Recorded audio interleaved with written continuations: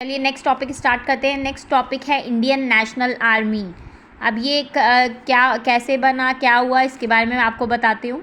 1 सितंबर 1939 को world war start हो गया था। ब्रिटिश की कॉलोनीज जो थी वो साउथ ईस्ट एशिया में थी, जैसे कि मलाया, सिंगापुर, हांगकांग, फिलीपींस, इन सब जगह थी। ब्रिटेन और जापान एक दूसरे के अगेंस्ट वर्ल्ड वॉर सेकेंड में लड़ाई कर रहे थे और जापान जो है ब्रिटिश कॉलोनीज़ को पर हमला कर रही थी। ब्रिटिश गवर्नमेंट ने अपने 70,000 ट्रूप्स जो थे सोल्जर्स वो ब्रिटिश कॉलोनीज़ जो साउथ ईस्ट एशिया में थी उनके पास भेजे हुए थे। 3 सितंबर 1939 को वायसरॉय लॉर्ड लिथिंगो ने बिना इंडियन से पूछे डिक्लेयर कर दिया कि इंडिया भी ब्रिटेन के साथ वर्ल्ड वॉर सेकेंड में लड़ाई कर रही है, ठीक है, फाइट करेगी। और इसकी वजह से लोगों में गुस्सा था कि उन्होंने पूछा भी नहीं इंडियन से एक बार भी और उसको अपनी तरफ से वर्ल्ड वॉर सेकेंड में ढकेल दिया। और इसकी वजह से क्या हुआ कि जो इलेक्शन हुआ था वो इंडियन नेशनल कांग्रेस जिसमें जीती उन लोगों ने रिज़ाइन कर दिया था अपनी अपनी पोस्ट से, ठीक है, मिनिस्ट्री से रिज़ाइन कर दिया था। सुभाष चंद्र बोस जो थे उन्होंने कहा कि रिज़ाइन करना मिनिस्ट्री से ही बहुत नहीं है, हम लोगों को दोबारा से सिविल डिसोबीडियंस मूवमेंट स्टार्ट करना पड़ेगा। मगर गांधी जी इस चीज़ के लिए एग्री नहीं थे। सुभाष चंद्र बोस ने अपनी तरफ से ही एक मास प्रोटेस्ट स्टार्ट कर दिया था कैलकाटा में। उन्होंने क्या किया कि कैलकाटा में उन्होंने एक होवेल मॉन्यूमेंट है उसको तोड़ने की कोशिश की। तो होलवेल ये मॉन्यूमेंट किस चीज़ से रिलेटेड है? ये जो ब्लैक होल इंसिडेंट हुआ था उससे रिलेटेड है। होलवेल उसमें से कुछ बचे हुए लोगों में से एक थे, तो उन्होंने अपने एक्सपेंस से ये होलवेल मॉन्यूमेंट बनाया था। तो इसमें मतलब कि ब्रिटिश गवर्नमेंट के इमोशनल सेंटीमेंट जो होलवेल मॉन्यूमेंट से जुड़े हुए थे, मगर जो सुभाष चंद्र बोस थे वो इसको डिस्ट्रॉय करना चाह रहे थे, ठीक है। तो अब इसकी वजह से क्या हुआ कि सुभाष चंद्र बोस को अरेस्ट कर लिया गया, उन्हीं के घर में हाउस अरेस्ट कर लिया गया था। सुभाष चंद्र बोस किसी तरीके से वहाँ से बच करके भागे और कैलकाटा से 17 जनवरी 1941 को वहाँ से भागे।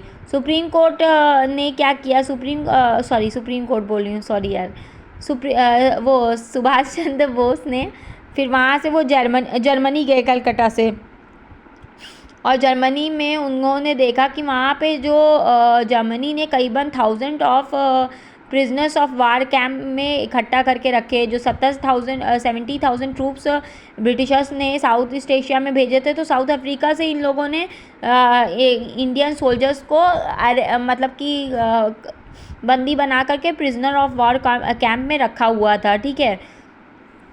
उसके बाद क्या हुआ कि जर्मन अथॉरिटीज़ की हेल्प से सुभाष चंद्र ने इन प्रिजनर्स ऑफ वार को एक अपने साथ इकट्ठा करके करीबन 4500 सोल्जर्स को एक आर्मी बनाने की सोची। मगर सुभाष चंद्र बोस को जर्मनी के इंटेंशंस पे थोड़ा सा डाउट था। क्यों? रीज़न देख लेते हैं। हिटलर का प्लान था रशिया को इन्वेड करने का, मगर पॉपुलेशन जो थी, इंडिया की जो पॉपुलेशन है उसका रशिया के लिए एक सॉफ्ट कॉर्नर है। अगर जर्मनी रशिया को इन्वेड करेगी, कब्ज़ा कर लेगी, तो इंडियंस जो हैं वो उसके अगेंस्ट चले जाएंगे जर्मनी के। तो इसकी वजह से सुभाष चंद्र बोस मना कर रहे थे हिटलर को कि रशिया को इन्वेड मत करो, मगर फिर भी उसने कर लिया था। हिटलर ने अपनी ऑटोबायोग्राफी में कुछ इंडिया के अगेंस्ट कुछ गलत चीज़ें लिख के रखी थी, तो वो सुभाष चंद्र बोस बोल रहे थे कि भाई इसको भी हटाओ। अब ये तो इन्होंने 1925 में ही लिखी थी और ये 1941 में जा कर के बोल रहे हैं हटाने को, तो हिटलर ने उनकी बात नहीं सुनी। और ये हटाने को क्यों बोल रहे थे ये चीज़ें, क्योंकि वो भाई अगर इंडियंस के ख़िलाफ़ अगर हिटलर ने अपने ऑटोबायोग्राफी में गलत लिखा है तो उसका इम्प्रेशन हिटलर का और जर्मनी का इंडियंस के ऊपर बुरा पड़ेगा। तो फिर इसको वो बोलेंगे ब्रिटिशर्स ही भाई सही हैं, हम लोग को नया हिटलर मतलब अपने आप को नए लोगों से राज नहीं करवाना है, ठीक है।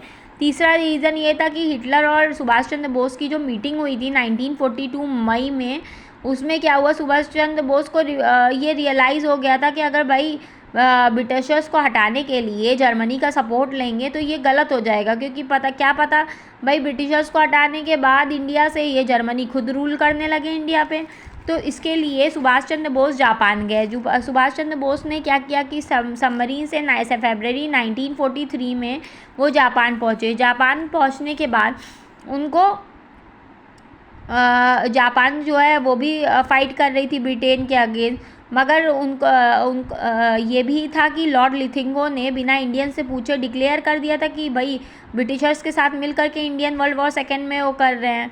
तो 70,000 ट्रूप जो थे जो ब्रिटिशर्स ने भेजे हुए थे साउथ ईस्ट एशिया ने, जापान ने इनको मतलब कि जो ब्रिटिश कॉलोनीज थी उनके कैप्चर की और साथ में वहाँ से इंडियन सोल्जर्स को पकड़ करके प्रिजनर ऑफ वॉर कैंप में रखा हुआ था। अब कुछ तो इससे पहले थोड़ा सा पीछे चले जाते हैं और उसके बारे में जान लेते हैं। जब गदर मूवमेंट स्टार्ट हुआ था, फेल हो गया था, तो उसके बाद क्या हुआ, राज बिहारी बोस जो थे वो जापान के चले गए थे वहाँ से, और जापान में जाके 1942 तक जापानीज़ गवर्नमेंट की सपोर्ट से राज बिहारी बोस जो है इंडियन इंडिपेंडेंस लीग उन्होंने फॉर्म कर दी थी। राज बिहारी बोस का एम यही था कि भाई इंडिया को फ्री करवाना है ब्रिटिशर्स से। राज बिहारी बोस ने इंडियन इंडिपेंडेंस लीग को फॉर्म किया और एक आर्मी बनाई। राज बिहारी बोस ने जापानीज़ ऑफिसर मेजर फूजीहारा को मोहन सिंह से कहा कि, और मोहन सिंह दोनों मिल करके इंडियन नेशनल आर्मी को और जितने प्रिजनर ऑफ वॉर जापान ने जितने इंडियन सोल्जर्स वहाँ पे प्रिजनर ऑफ वॉर कैंप में रखे थे, मिल करके मोहन सिंह को कहा कि भाई तुम आर्मी बनाओ। मोहन सिंह जो थे इन लोगों के कमांडर रह चुके थे और काफ़ी अच्छे थे। तो मोहन सिंह का क्या था, मोहन सिंह ने आर्मी बनाने स्टार्ट कर दी प्रिजनर ऑफ वॉर कैंप से लेके, जो कि सिंगापुर, मलाया और साउथ ईस्ट एशियन कॉलोनी से उठाए गए थे प्रिजनर्स और सोल्जर्स। उनको मिला करके उसने आर्मी बनाई, इंडियन नेशनल आर्मी बनाई, क्योंकि मोहन सिंह जो थे वो भाई जनरल रह चुके थे, तो और जनरल इसमें भी थे इंडियन नेशनल आर्मी में। तो मोहन सिंह की काफ़ी सारी डिसएग्रीमेंट हुई जापानीज़ लीडरशिप में, तो इसलिए मोहन सिंह को वापस से हटा दिया गया और इंडियन नेशनल आर्मी जो बन रही थी उसको डिसबैंड कर दिया गया, और जो सोल्जर्स वहाँ प्रिजनर्स ऑफ वार कैंप से जो निकाले गए थे उनको वापस प्रिजनर ऑफ वार कैंप में भेज दिया गया। 1943 में सुभाष चंद्र बोस जापान जब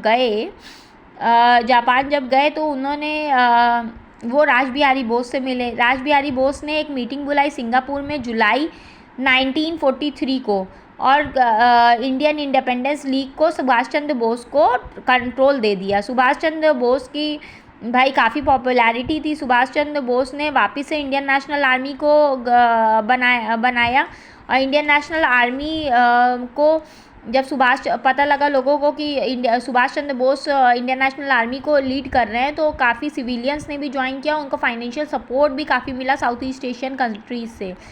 Indian national army Subhash Chandra Bose ने इंडियन नेशनल आर्मी में एक सेपरेट वुमेन यूनिट भी बनाई जिसका नाम क्या था, रानी ऑफ झांसी रेजिमेंट, जिसको हेड कर रही थी कैप्टन लक्ष्मी स्वामीनाथन।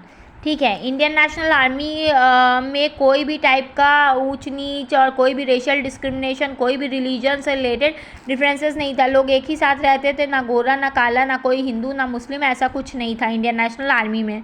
सुभाष चंद्र बोस ने ही स्लोगन दिया था, तुम मुझे खून दो, मैं तुम्हें आज़ादी दूंगा। ठीक है, give me blood and I shall give you the blood. ठीक है, I shall give you the independence होगा यहाँ पे, आई एम सॉरी। ठीक है, और उस सुभाष चंद्र बोस के ही द्वारा, इंडियन नेशनल आर्मी के ही द्वारा ये सॉन्ग भी है, कदम कदम बढ़ाए जा, खुशी के गीत गाए जा, ये ज़िंदगी है कौम की, तू कौम पे लुटाए जा। ठीक है, ये बच्चे स्कूल्स में आज भी गाते हैं। जय हिंद भी जो है ये इंडियन नेशनल आर्मी के आज भी हम लोग बोलते हैं जोश में अपने मुल्क के लिए, अपने हिंदुस्तान के लिए, जय हिंद। ये भी इंडियन नेशनल आर्मी के थ्रू ही आया था। इंडियन नेशनल आर्मी को एक प्रोविजनल गवर्नमेंट के तौर पे लोग देखने लगे थे, जिसको आज़ाद हिंद गवर्नमेंट भी कहा जाता था और आज़ाद हिंद फ़ौज भी कहा जाता है। ठीक है, आज़ाद हिंद एक प्रोविजनल गवर्नमेंट के तौर पे उभरी थी सिंगापुर से। ठीक है, आज़ाद हिंद गवर्नमेंट का अपना भाई पोस्टल स्टैम्प भी था, करेंसी भी थी इनकी अपनी, और कोर्ट लॉज भी थे। इसके प्राइम मिनिस्टर जो थे वो सुभाष चंद्र बोस थे। और 9 कंट्रीज़ गवर्नमेंट मतलब आज़ाद हिंद फ़ौज को, आज़ाद हिंद गवर्नमेंट को गवर्नमेंट ऑफ इंडिया के तौर पे रिकॉग्नाइज़ भी कर चुकी थी, ठीक है। आज़ाद हिंद गवर्नमेंट को फाइनेंशियल, मिलिट्री और पॉलिटिकल सपोर्ट तो जापान से मिल रहा था। अब कोई एरिया तो थी नहीं, मतलब कोई देश होता है उसी का प्राइम मिनिस्टर होता है, इन लोग के पास कोई एरिया नहीं थी। तो जापान ने जब 1943 में अंडमान एंड निकोबार को कैप्चर किया तो इसकी नॉमिनल अथॉरिटी दे दी आज़ाद हिंद गवर्नमेंट को। नॉमिनल मतलब अभी भी वहाँ पे जापान की सेना थी, तो इसलिए इसे नॉमिनल अथॉरिटी बोला गया, नॉमिनल अथॉरिटी दे दी गई थी आज़ाद हिंद गवर्नमेंट को। 1944 में आज़ाद हिंद फ़ौज ने अपनी पहली विक्ट्री रजिस्टर की इंडियन सॉइल पे, ठीक है, जिसमें उसमें जापानीज़ इंपीरियल आर्मी ने भी उसकी हेल्प की।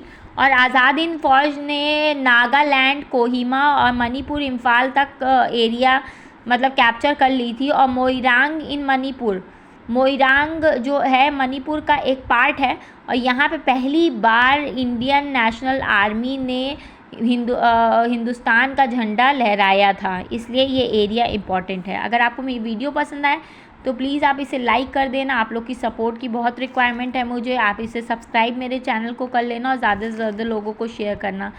एक चीज़ मैं आप लोगों को बताना चाहती हूँ, देखिए अब लोग तो बहुत अच्छे अच्छे तरीके से वीडियो बनाते हैं, रिप्रेजेंट करते हैं। मेरे पास इतना सोर्सेज अभी है नहीं कि मैं वाइट बोर्ड करूं, फिर उसके बाद वीडियो एक स्टैंड लूं, ये करूं। मैं अपने मोबाइल से सिंपल वीडियो बनाती हूं, इवन मैं अपना फेस भी नहीं दिखाती हूं। और मैं जब वीडियो बनाती हूँ तो मैं ये सोचती हूँ कि मैं उसके बीच में, जैसे काफ़ी लोगों को मैंने देखा है कि उसके बीच में लेक्चर देते देते काफ़ी सारी बातें भी करते हैं, ये करते हैं। मुझे क्या सही लगता है, मुझे लगता है कि crux of the story, student जो हैं वो अपना मेनली वीडियो वो आपके बीच में बातें सुनने के लिए नहीं करते हैं, वो मेनली आपका जो टॉपिक किस चीज़ से रिलेटेड है उसको जल्दी से जल्दी समझने के लिए करते हैं। तो अगर आप बीच में बात करते हैं तो उसे बीच में उनको बढ़ाना पड़ता है, वो देखते हैं शॉर्ट से शॉर्ट जल्दी से जल्दी समझ में आ जाए। तो मैं इसीलिए ना अपना फेस दिखाती हूँ ना करती हूँ, और मेरे पास इतना अभी फाइनेंशियल वो भी नहीं है, तो मैं अपने नोट्स के थ्रू, मतलब मैं कॉपी में लिख अपनी नोट्स बनाती हूँ, मैं उसी से आपको शेयर करती हूँ सिंपल लैंग्वेज में। मैं यही और मुझे कई लोगों ने रिकमेंड भी किया कि भाई तुम्हारे सब्सक्राइबर तभी बढ़ेंगे जब तुम्हारे मतलब कि फेस दिखाओगे, अच्छे से रिप्रेजेंट करोगे। मेरे पास इतना अभी फाइनेंशियल सोर्सेज नहीं है, और मैं फेस दिखा करके पढ़ाई करवाने में यकीन नहीं रखती हूँ। मैं चाहती हूँ कि लोग पढ़ने आए हैं तो पढ़ें, शक्ल ना देखें, क्योंकि शक्ल देने और माइंड डिस्ट्रैक्ट होता ही है। अगर आप पढ़ रहे हैं तो सिर्फ पढ़िए। बाकी अगर आपको मेरे व्यूज़ अच्छे लगे, मेरी बातें समझ में आए और चीज़ें समझ में आए तो आप प्लीज़ मेरे चैनल को सब्सक्राइब करिएगा, लाइक कीजिएगा और कमेंट कीजिएगा। Thank you so much.